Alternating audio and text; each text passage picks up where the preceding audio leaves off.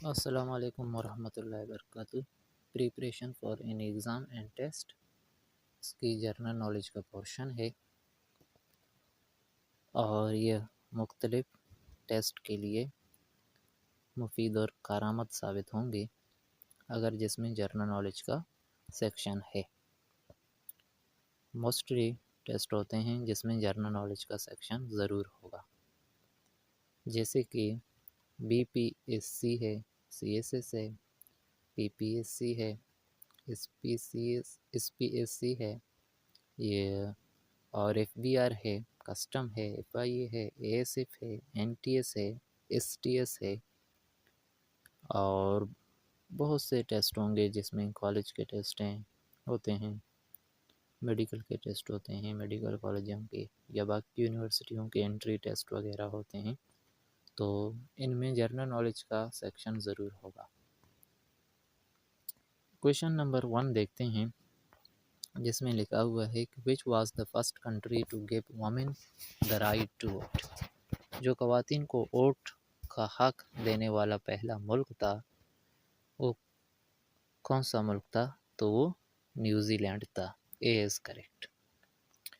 Question number 2 है कि K2 is president in which mountain range.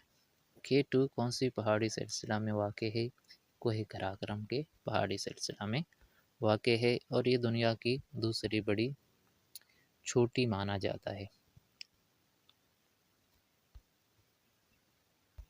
Question number 3 है कि what is the capital of India. India का दारुल खिलाफा क्या है? तो ये न्यू दिल्ली।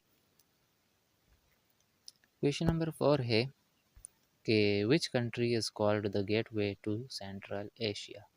वस्ती एशिया का दरवाज़े या दरवाज़ा किस मुल्क को कहा जाता है? तो अफ़गानिस्तान। A is correct.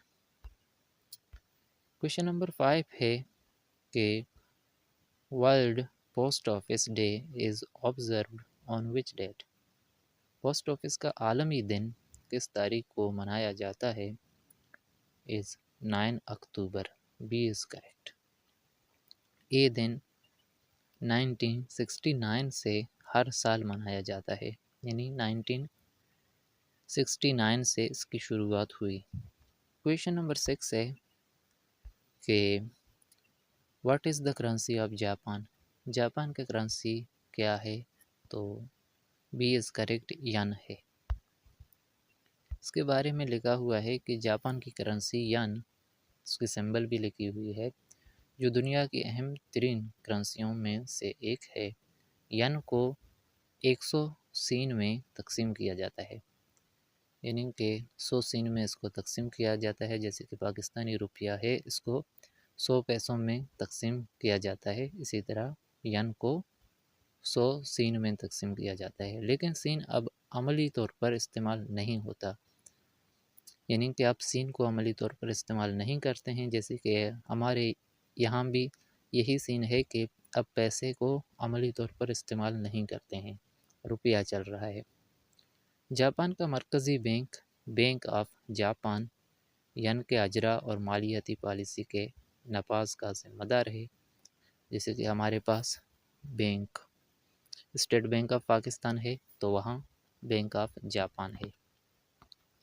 आजकल यन आलमी मंडियों में अमेरिकी डॉलर और यूरो के बाद तीसरे नंबर पर सबसे ज़्यादा तजारत की जाने वाली करेंसी है।